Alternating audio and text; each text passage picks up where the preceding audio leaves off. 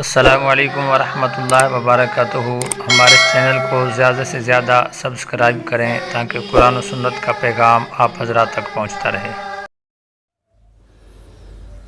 بسم اللہ الرحمن الرحیم۔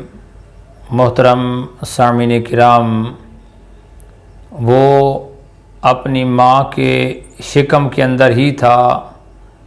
کہ اس کا والد عبد الرحمن فروخ خراسان کے علاقے میں جہاد کے لیے چلے گئے اور مسلسل 27 سال آپ جہاد کرتے رہے، اور جب وہ واپس پلٹ کر آئے اپنے گھر میں تو جس بچے کو شکم مادر میں چھوڑ کر گئے تھے وہ بڑا ہو کر اپنے دور کا امام الحدیث بن چکا تھا، حدیث کا ایک بہت بڑا امام بن چکا تھا۔ یوں جب وہ واپس اپنے شہر میں آئے اور اپنے گھوڑے پہ سوار نیزہ ہاتھ میں لیے ہوئے اپنے مکان پہ پہنچے، دروازے پہ دستک دی تو ایک نوجوان نے دروازہ کھولا تو انہوں نے اندر داخل ہونا چاہا تو نوجوان نے شور مچایا، بھائی خیر ہے، کیسے میرے گھر میں گھسے چلے آ رہے ہو، یہ کوئی طریقہ نہیں ہے۔ تو آپ نے کہا بھئی تم کون ہو، میرے گھر میں تم داخل کیسے ہو گئے ہو؟ نوجوان کو کہا۔ آپس کے اندر تکرار شروع ہو گئی، گرد و نواح کے لوگوں نے سنا، پڑوسی جمع ہو گئے، امام مالک رحمۃ اللہ تعالی علیہ بھی آ گئے۔ برادران گرامی، جب امام مالک آئے تو اس وقت دیکھا تو آپ نے کہا بھائی صاحب، ارے بڑے میاں، اگر ٹھہرنا ہی ہے تو یہ کسی کے گھر میں گھس کر ٹھہرنے کا کیا طریقہ ہے؟ تو آپ نے کہا کہ بھائی میں کسی کے گھر میں نہیں، یہ میرا اپنا گھر ہے، عبد الرحمن میرا نام ہے۔ اندر سے زوجہ نے جب شور و غل سنا تو جھانک کر دیکھا، تو جب دیکھا تو اس کے خامد نے کہا کہ میں عبد الرحمن ہوں اور یہی میرا گھر ہے۔ تو اس عورت نے آواز لگائی کہ لوگوں ان کو آنے دو، یہ میرا سرتاج ہے اور یہ نوجوان میرا بیٹا ہے، اور یہ آپس کے اندر باپ بیٹے ہیں۔ تو جب اس آنے والے عبد الرحمن کو پتہ چلا کہ یہ میرا بیٹا ہے اور بیٹے کو پتہ چلا یہ میرا باپ ہے، تو دونوں آپس کے اندر ملے اور آپس کے اندر محبت اور پیار کی باتیں کی۔ باپ نے اپنے بیٹے کو گلے سے لگایا، آنکھوں سے آنسو جاری ہو گئے، یوں اپنے گھر کے اندر داخل ہو گئے۔ باپ بیٹا اور اس کی بیوی تینوں بیٹھے رہے، باتیں ہوتی رہیں۔ عبد الرحمن جہاد پر جانے سے پہلے اپنی بیوی کو 30,000 اشرفیاں دے کر گئے تھے اور پوچھا کہ میری اشرفیوں کا کیا کیا، تو نے کہاں پہ خرچ کی، میری ایک امانت تھی تیرے پاس۔ تو اس سمجھدار عورت نے کہا کہ میں تجھے حساب دیتی ہوں، تم جاؤ اور مسجد نبوی کے اندر نماز پڑھ کر آؤ۔ اور ان کے جانے سے پہلے بیٹا جا چکا تھا مسجد نبوی کے اندر، اور یہ مسجد کے اندر گئے، نماز پڑھی، سلام پھیرا تو دیکھا حدیث کا حلقہ لگ چکا ہے، اور درس حدیث کے اس حلقے کے اندر ایک بہت بڑا کوئی نوجوان جو کہ بیٹھا ہوا ہے، کیونکہ آپ کے بیٹے کا نام ربیعہ تھا اور وہی محدث تھے، سر پہ بہت بڑی ٹوپی رکھ کے سر جو ہے جھکا کے بیٹھے ہوئے تھے۔ تو عبد الرحمن نے پہچانا نہیں، اور اس حلقے درس کے اندر بڑے بڑے علماء اور بڑے بڑے فقہا موجود تھے۔ یہ ربیعہ کے اس حلقے درس کے اندر حضرت امام مالک جیسے عظیم امام بھی موجود تھے،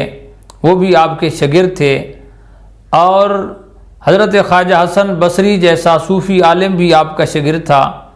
اتنے عظیم علماء اور امام آپ کے شاگرد تھے، اور آپ مسجد نبوی میں بیٹھ کر میرے آقا علیہ السلام کی حدیث کا درس دے رہے تھے۔ جب عبد الرحمن نے دیکھا تو لوگوں سے پوچھا بھائی یہ کون ہے خوش نصیب جو کہ مسجد نبوی کے اندر بیٹھ کر حدیث طیبہ کا درس دے رہا ہے؟ کیونکہ ان کا سر جھکا ہوا تھا، سر پہ بڑی ٹوپی تھی، پہچان نہ سکے۔ کسی نے کہا بھائی تم نہیں جانتے، یہ ربیعہ ہے اور عبد الرحمن کا بیٹا ہے جب یہ سنا تو بڑے خوش ہوئے، دل باغ باغ ہو گیا، اور زبان سے یہ جملہ نکلا کہ لقد رفع اللہ ابنی، یقیناً تحقیق اللہ نے میرے بیٹے کا رتبہ بڑا بلند بنایا ہے، میرے رب نے میرے بیٹے کو بڑا شان اور مقام، عزت اور رفعتیں عطا فرمائی ہیں، کتنا بڑا عالم بن چکا ہے، اور مسجد نبوی کے اندر بیٹھ کر میرے آقا علیہ السلام کی حدیث کا درس دے رہا ہے۔ باپ کی خوشی کا عجیب سما تھا، اور باپ کی اسی خوشی کی وجہ سے آنکھوں سے مسرت کے آنسو بھی چھلک پڑے۔ واپس گھر کے اندر خوشی خوشی سے آیا، اپنی زوجہ کو کہتا ہے، سارا واقعہ سنایا، مجھے نہیں پتا تھا کہ میرا بیٹا اتنا عظیم محدث اور عالم بن چکا ہے۔ تو بیوی نے کہا ہاں بن چکا ہے، اور بیوی نے کہا کہ تو نے مجھ سے ان 30,000 اشرفیوں کا حساب لینا ہے، تو آؤ میں تجھے اس 30,000 اشرفیوں کا حساب دینے کے لیے تیار ہوں۔ ذرا مجھے پہلے یہ بتاؤ کہ تمہیں 30,000 اشرفیاں زیادہ محبوب ہیں، یا اس بیٹے کا جو مقام تم دیکھ کر آئے ہو یہ شان تجھے زیادہ پسند ہے؟ تو اس باپ نے کہا کہ اے میری بیوی، 30,000 تو کیا، لاکھوں اشرفیاں اس جیسے عظیم بیٹے پہ قربان کی جا سکتی ہیں۔ تو پھر بیوی نے کہا سن کہ جب تو مجھے 30,000 اشرفیاں دے کر گیا، تو چلا گیا میرے شکم میں، یہی میرا بیٹا تھا، پیدا ہوا، پیدا ہونے کے بعد میں نے اس کی تعلیم و تربیت پہ وہ 30,000 اشرفیاں خرچ کر ڈالیں، اور یہ ایک عظیم محدث اور عالم بن گیا۔ تو اس وقت اس کے خامد عبد الرحمن نے کہا ہاں واللہ ما تضیعتھا، کہ اے میری زوجہ، تو نے ان کو ضائع نہیں کیا، بلکہ تو نے ان پیسوں کا حق ادا کر دیا ہے، کہ تو نے ان پیسوں کا حق ادا کر دیا ہے، اور میرے بیٹے کو بڑا مقام رب نے عطا کر دیا ہے۔ تو محترم سامعین کرام، آج کے دور کے اندر وہ علمی ذوق نہ رہا، اور آج کی مسلمان خواتین کے لیے یہ ایک بہت بڑا رشد و ہدایت کا سبق ہے کہ وہ ایسی مائیں تھیں کہ جس نے اپنے بیٹی کی تعلیم و تربیت اس انداز کے ساتھ کی کہ اسے جو ہے ایک عظیم محدث بنا دیا۔ باپ کا سایہ تو نہیں تھا، لیکن ماں کا شوق دیکھیں، ماں کی محبت دیکھیں، ماں کا پیار دیکھیں۔ آج کی مائیں بھی اپنی اولاد کو نفیس لباس کے لیے اور دیگر ضروریات کی اخراجات کے لیے لاکھوں روپے خرچ کر دیتے ہیں، شادی بیاہ پہ لاکھوں روپے لٹا دیا جاتا ہے، لیکن ان کی تعلیم و تربیت پہ، ان کو اسلامی لحاظ سے ان کی تعلیم و تربیت پہ کوئی توجہ نہیں دی جاتی۔ محترم سامعین کرام، آج دیکھیے کالج، یونیورسٹیاں اور بڑے بڑے سکولز وغیرہ بچوں سے بھرے پڑے ہیں، لیکن دینی ادارے کی طرف جانے کے لیے کوئی تیار نہیں ہے۔ ایک وہ وقت تھا کہ جب ہر گھر کے اندر علم کا ذوق تھا، اور لوگ حدیث، قرآن، فقہ اور تفسیر پڑھا کرتے تھے۔ گھروں کے اندر، لوگوں کے گھروں کے اندر ایک علم کا خزانہ تھا، اسلامی بکس ہوا کرتی تھیں۔ آج ہم اتنے دور ہو گئے ہیں دین سے کہ ہم جو ہیں اخبار پڑھنے کے لیے، ڈائجسٹ پڑھنے کے لیے، ناول پڑھنے کے لیے ہمارے پاس ٹائم تو ہے، لیکن اگر ٹائم نہیں ہے تو ہمارے پاس نہ قرآن کی تلاوت کے لیے وقت ہے، نہ اللہ کی بارگاہ میں سر بسجود ہونے کے لیے وقت ہے، اور نہ ہی ہمارے پاس دین کو پڑھنے اور سیکھنے کا وقت ہے۔ تو محترم سامعین کرام، ایک بار پھر ضرورت ہے کہ اپنے بچوں کو دین کا علم سکھائیں اور اپنے اندر علم کا ذوق پیدا کریں۔ ہماری کیفیت تو یہ ہے کہ کتاب